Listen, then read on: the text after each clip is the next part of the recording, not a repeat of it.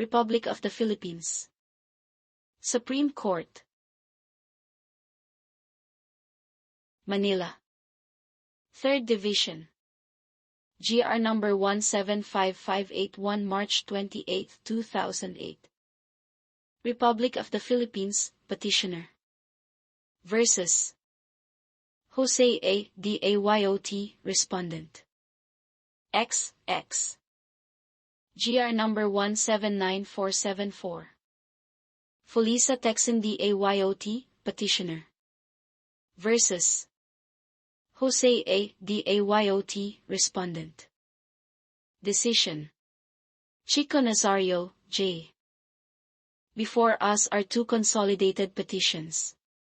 GR number 175581 and GR number 179474 are petitions for review under Rule 45 of the Rules of Court filed by the Republic of the Philippines and Felisa Texan Dayot, Felisa, respectively, both challenging the amended Decision 1 of the Court of Appeals, dated November 7, 2006, in CAGR-CV number 68759, which declared the marriage between Jose Dayot, Jose, and Felisa void ab initio.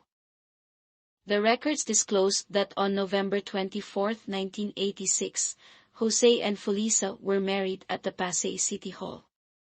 The marriage was solemnized by Reverend Tomas V. Atienza.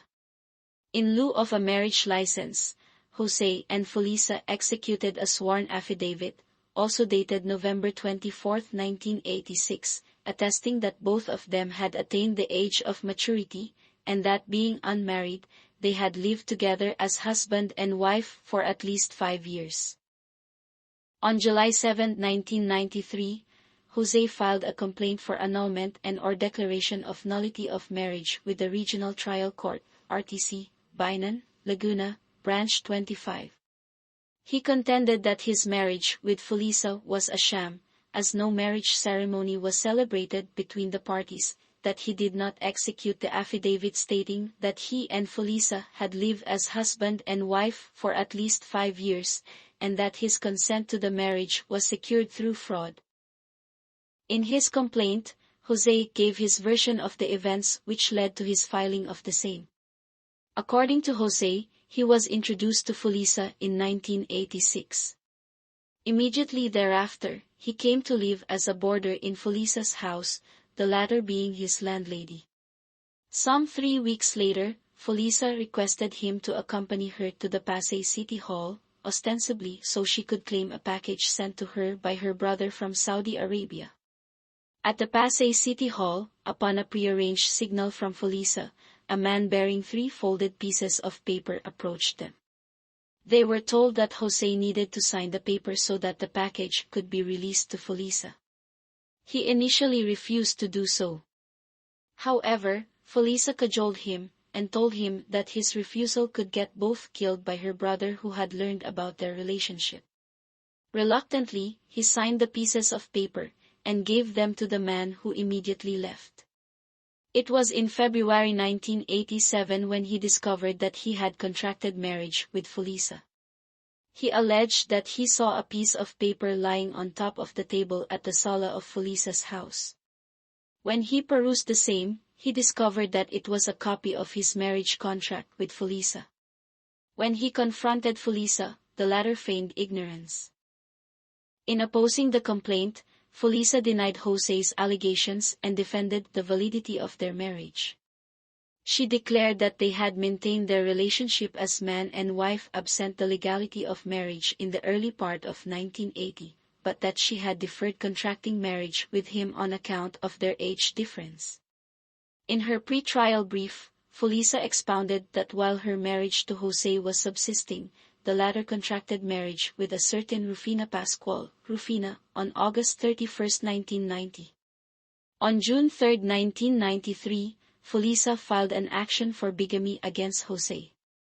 Subsequently, she filed an administrative complaint against Jose with the Office of the Ombudsman, since Jose and Rufina were both employees of the National Statistics and Coordinating Board.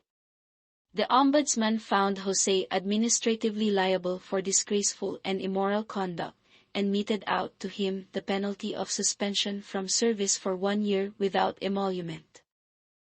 On July 26, 2000, the RTC rendered a Decision 8 dismissing the complaint. It disposed. Wherefore, after a careful evaluation and analysis of the evidence presented by both parties, this court finds and so holds that the complaint does not deserve a favorable consideration.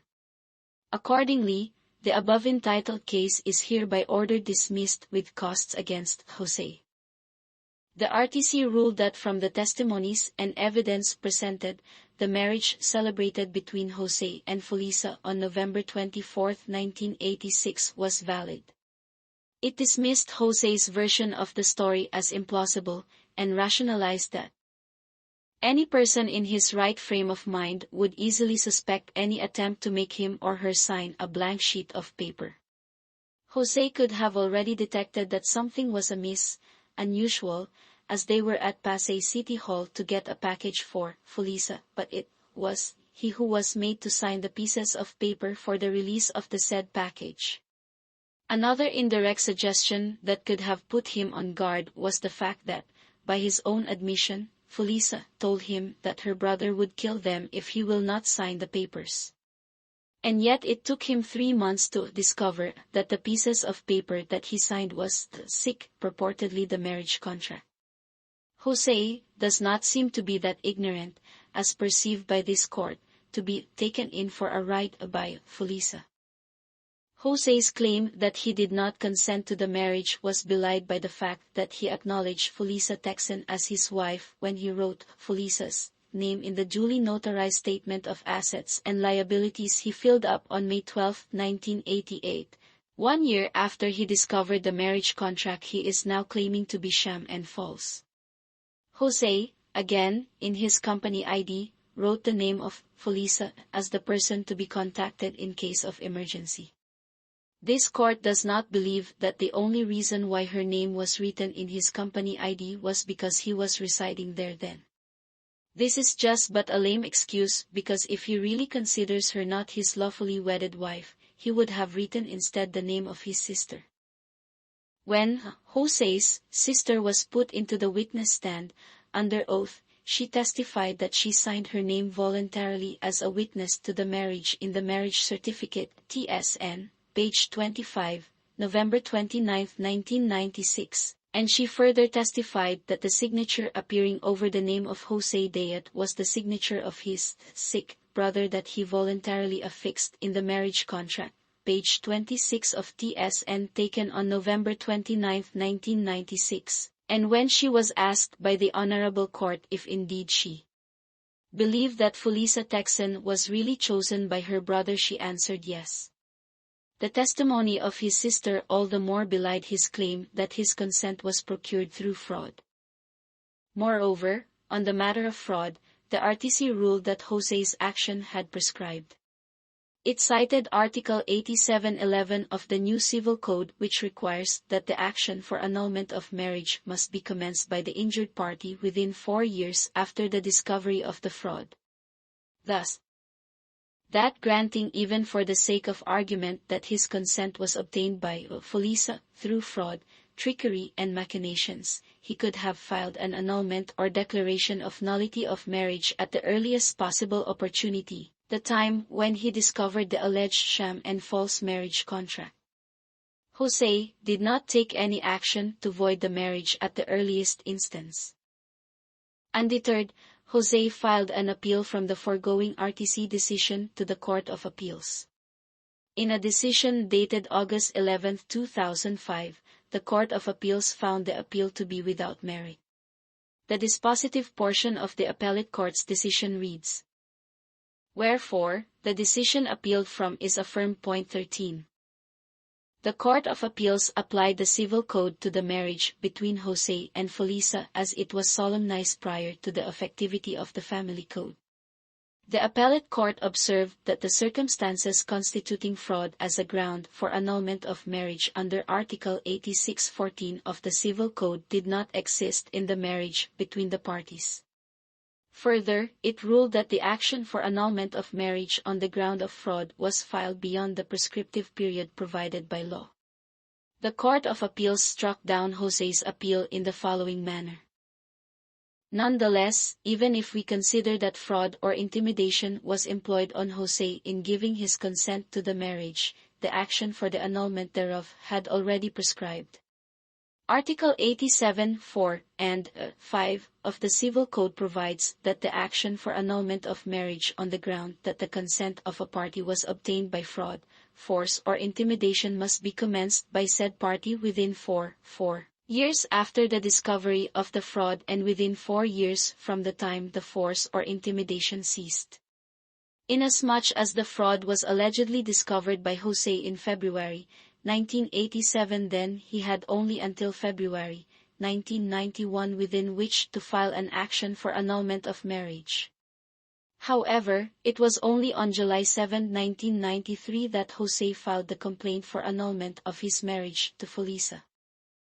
Likewise, the Court of Appeals did not accept Jose's assertion that his marriage to Felisa was void ab initio for lack of a marriage license. It ruled that the marriage was solemnized under Article 76:16 of the Civil Code as one of exceptional character, with the parties executing an affidavit of marriage between man and woman who have lived together as husband and wife for at least 5 years. The Court of Appeals concluded that the falsity in the affidavit to the effect that Jose and Felisa had lived together as husband and wife for the period required by Article 76 did not affect the validity of the marriage, seeing that the solemnizing officer was misled by the statements contained therein. In this manner, the Court of Appeals gave credence to the good faith reliance of the solemnizing officer over the falsity of the affidavit. The appellate court further noted that on the dorsal side of said affidavit of marriage, Reverend Tomas V. Atienza, the solemnizing officer, stated that he took steps to ascertain the ages and other qualifications of the contracting parties and found no legal impediment to their marriage. Finally, the Court of Appeals dismissed Jose's argument that neither he nor Felisa was a member of the sect to which Reverend Tomas V. Atienza belonged. According to the Court of Appeals, Article 56:17 of the Civil Code did not require that either one of the contracting parties to the marriage must belong to the solemnizing officer's church or religious section. The prescription was established only in Article 7:18 of the Family Code, which does not govern the parties' marriage.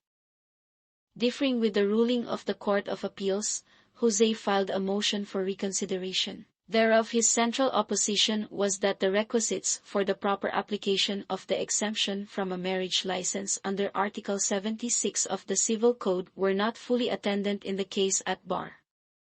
Jose cited the legal condition that the man and the woman must have been living together as husband and wife for at least 5 years before the marriage. Essentially, he maintained that the affidavit of marital cohabitation executed by him and Felisa was false. The Court of Appeals granted Jose's motion for reconsideration and reversed itself. Accordingly, it rendered an amended decision, dated November 7, 2006, the FIO of which reads: Wherefore, the decision dated August 11, 2005 is recalled and set aside, and another one entered declaring the marriage between Jose A. Dayot and Felisa C. Texan void ab initio. Furnish a copy of this amended decision to the local civil registrar of Pasay City. 19. In its amended decision, the Court of Appeals relied on the ruling of this court in 9L v. Bayadog, and reasoned that in 9L v. Bayadog, were the contracting parties to a marriage solemnized without a marriage license on the basis of their affidavit that they had attained the age of majority, that being unmarried, they had lived together for at least 5 years and that they desired to marry each other. The Supreme Court ruled as follows. In other words, the 5-year common law cohabitation period, which is counted back from the date of celebration of marriage, should be a period of legal union had it not been for the absence of the marriage. This 5-year period should be the years immediately before the day of the marriage, and it should be a period of cohabitation characterized by exclusivity, meaning no third party was involved at any time within the 5 years, and continuity that is unbroken. Otherwise, if that continuous 5-year cohabitation is computed without any distinction as to whether the parties were capacitated to marry each other during the entire 5 years, then the law would be sanctioning immorality and encouraging parties to have common law relationships and placing them on the same footing with those who lived faithfully with their spouse. Marriage being a special relationship must be respected as such, and its requirements must be strictly observed. The presumption that a man and a woman deporting themselves as husband and wife is based on the approximation of the requirements of the law. The parties should not be afforded any excuse to not comply with every single requirement and later use the same missing element as a preconceived escape ground to nullify their marriage. There should be no exemption from securing a marriage license unless the circumstances clearly fall within the ambit of the exception. It should be noted that a license is required in order to notify the public that two persons are about to be united in matrimony, and that anyone who is aware or has knowledge of any impediment to the union of the two shall make it known to the local civil registrar. Article 83 of the Civil Code provides that a marriage solemnized without a marriage license, save marriages of exceptional character, shall be void from the beginning. Inasmuch as the marriage between Jose and Felisa is not covered by the exception to the requirement of a marriage license, it is, therefore, void ab initio because of the absence of a marriage license. Felisa sought reconsideration of the amended decision, but to no avail. The appellate court rendered a resolution 22 dated May 10, 2007, denying Felisa's motion. Meanwhile, the Republic of the Philippines, through the Office of the Solicitor General, OSG, filed a petition for review before this court in GR number 175581, praying that the Court of Appeals amended decision dated November 7, 2006 be reversed and set aside for lack of merit, and that the marriage between Jose and Felisa be declared valid and subsisting. Felisa filed a separate petition for review, docketed as GR number 179474, similarly assailing the appellate court's amended decision. On August 1, 2007, this court resolved to consolidate the two petitions in the interest of uniformity of the court rulings in similar cases brought before it for resolution. The Republic of the Philippines propounds the following arguments for the allowance of its petition, to wit.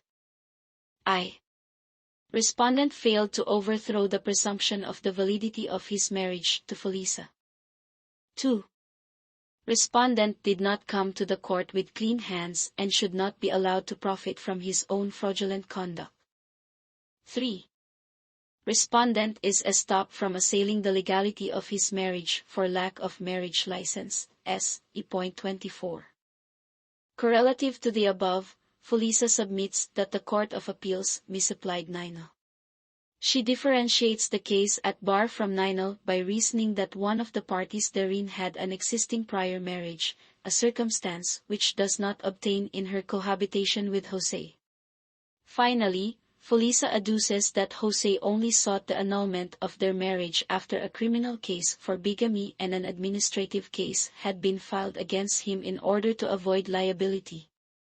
Felisa surmises that the declaration of nullity of their marriage would exonerate Jose from any liability. For our resolution is the validity of the marriage between Jose and Felisa.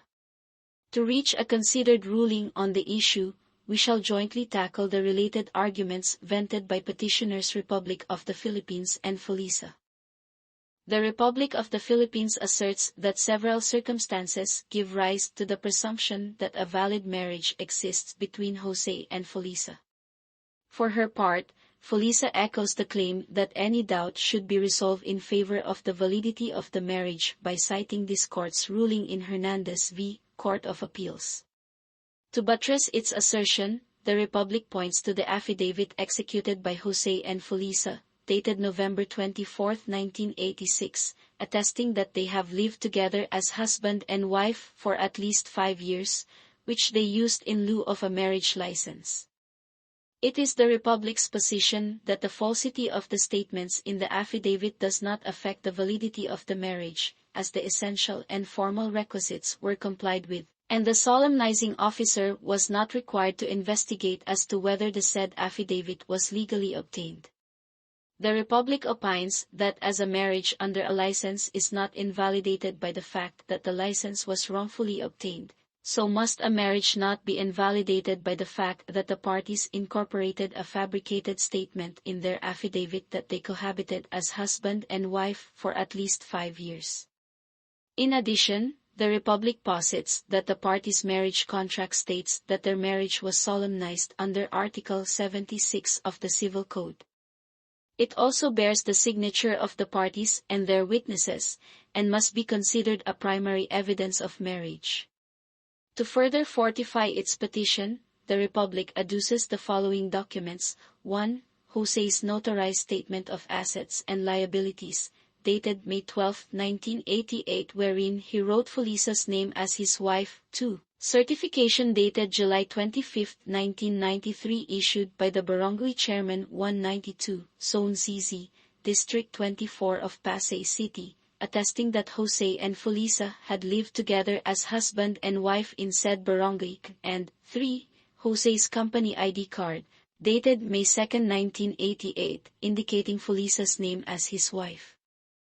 The first assignment of error compels this court to rule on the issue of the effect of a false affidavit under Article 76 of the Civil Code. A survey of the prevailing rules is in order.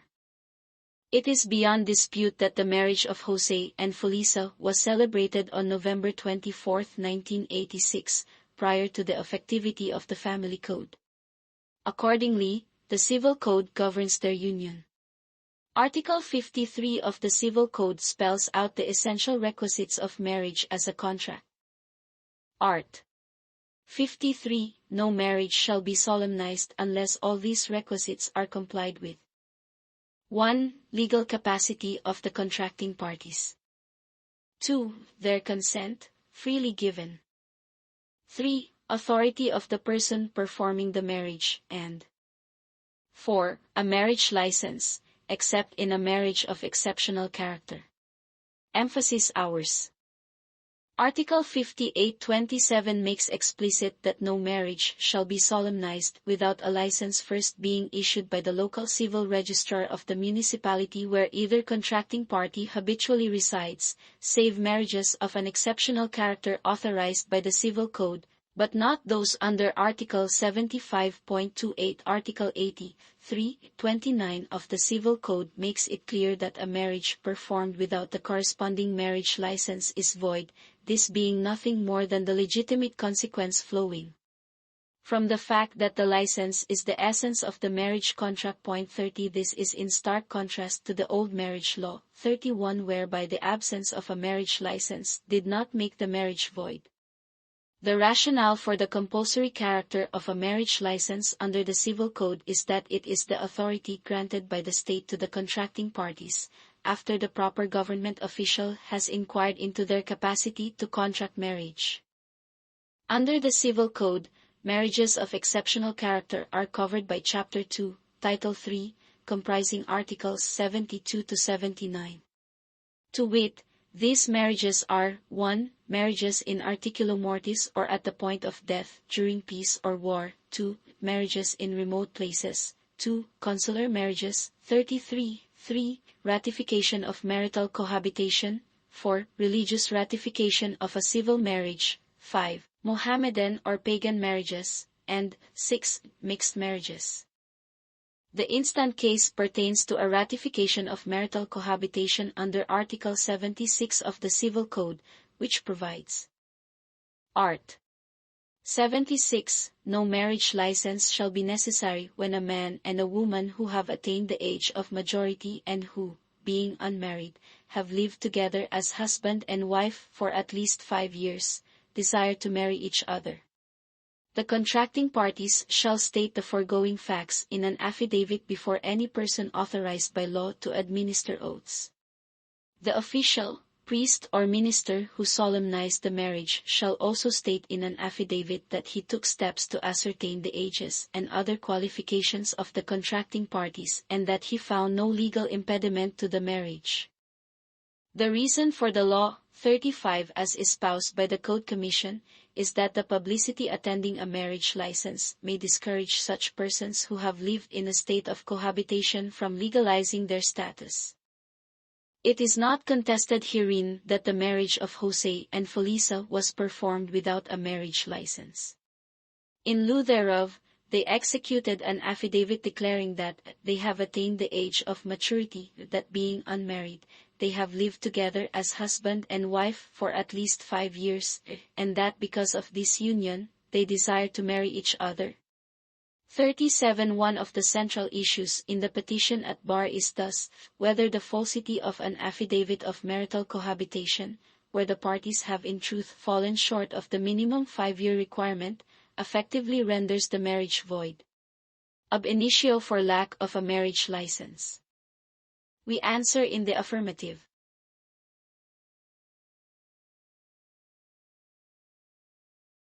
Marriages of exceptional character are, doubtless, the exceptions to the rule on the indispensability of the formal requisite of a marriage license.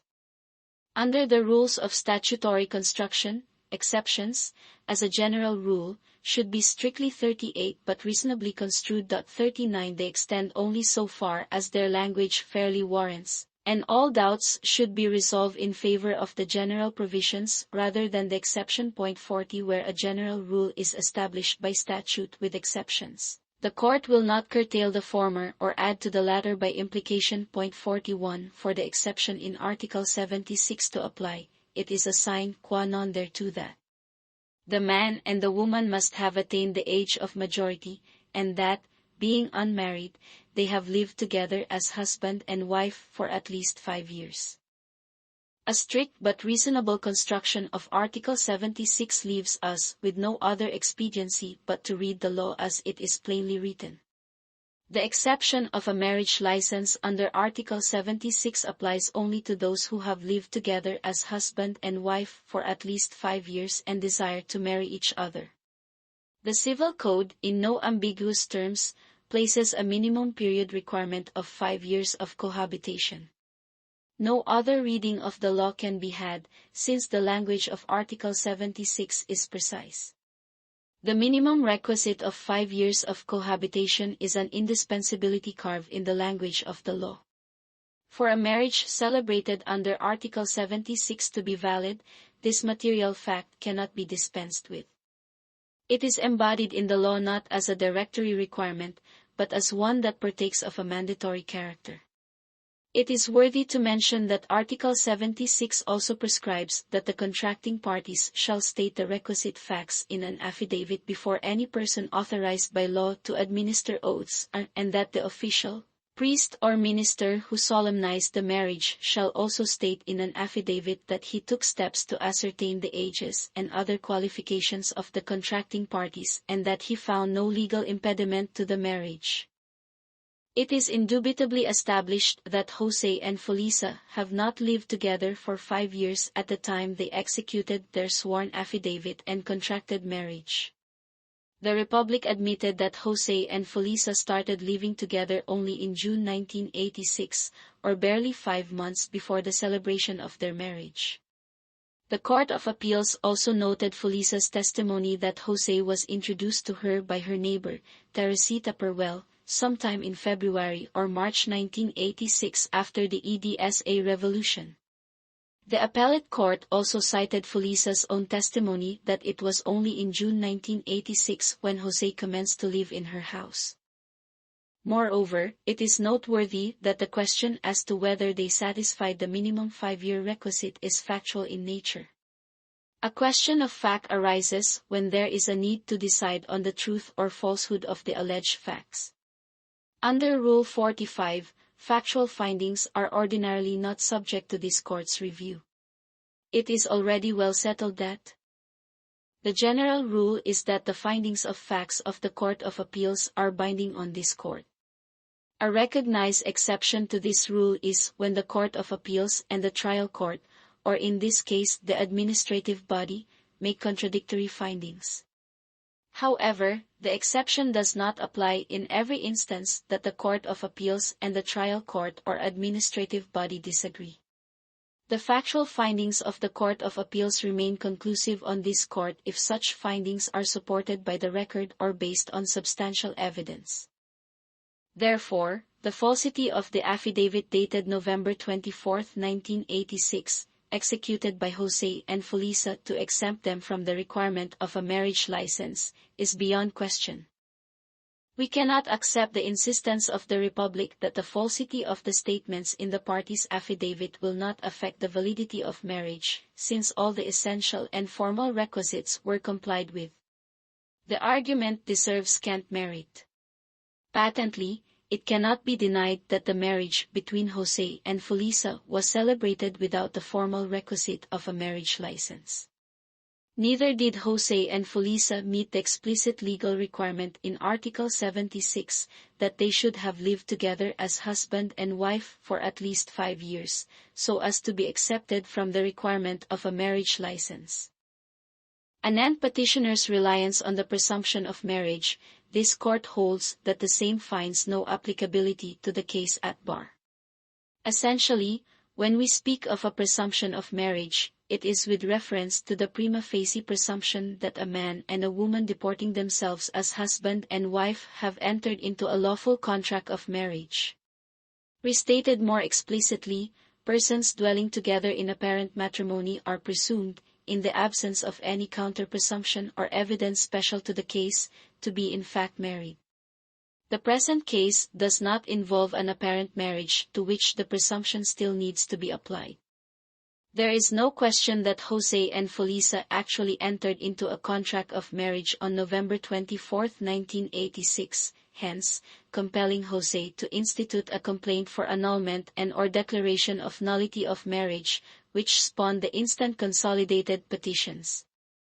In the same vein, the declaration of the Civil Code that every intendment of law or fact leans towards the validity of marriage will not salvage the parties' marriage, and extricate them from the effect of a violation of the law. The marriage of Jose and Felisa was entered into without the requisite marriage license or compliance with the stringent requirements of a marriage under exceptional circumstance. The solemnization of a marriage without prior license is a clear violation of the law and would lead or could be used, at least, for the perpetration of fraud against innocent and unwary parties, which was one of the evils that the law sought to prevent by making a prior license a prerequisite for a valid marriage. The protection of marriage as a sacred institution requires not just the defense of a true and genuine union but the exposure of an invalid one as well. To permit a false affidavit to take the place of a marriage license is to allow an abject circumvention of the law. If this court is to protect the fabric of the institution of marriage, we must be wary of deceptive schemes that violate the legal measures set forth in our laws. Similarly, we are not impressed by the ratiocination of the Republic that as a marriage under a license is not invalidated by the fact that the license was wrongfully obtained, so must a marriage not be invalidated by a fabricated statement that the parties have cohabited for at least 5 years as required by law. The contrast is flagrant. The former is with reference to an irregularity of the marriage license, and not to the absence of one. Here, there is no marriage license at all. Furthermore, the falsity of the allegation in the sworn affidavit relating to the period of Jose and Felisa's cohabitation, which would have qualified their marriage as an exception to the requirement for a marriage license, cannot be a mere irregularity, for it refers to a quintessential fact that the law precisely required to be deposed and attested to by the parties under oath. If the essential matter in the sworn affidavit is a lie, then it is but a mere scrap of paper, without force and effect. Hence, it is as if there was no affidavit at all. In its second assignment of error, the Republic puts forth the argument that based on equity, Jose should be denied relief because he perpetrated the fabrication, and cannot thereby profit from his wrongdoing. This is a misplaced invocation. It must be stated that equity finds no room for application where there is a law. There is a law on the ratification of marital cohabitation, which is set in precise terms under Article 76 of the Civil Code. Nonetheless, the authorities are consistent that the declaration of nullity of the parties' marriage is without prejudice to their criminal liability. The Republic further avers in its third assignment of error that Jose is deemed estopped from assailing the legality of his marriage for lack of a marriage license. It is claimed that Jose and Felisa had lived together from 1986 to 1990, notwithstanding Jose's subsequent marriage to Rufina Pascual on August 31, 1990, and that it took Jose 7 years before he sought the declaration of nullity, hence, estoppel had set in. This is erroneous. An action for nullity of marriage is imprescriptible. 56 Jose and Felisa's marriage was celebrated sans a marriage license.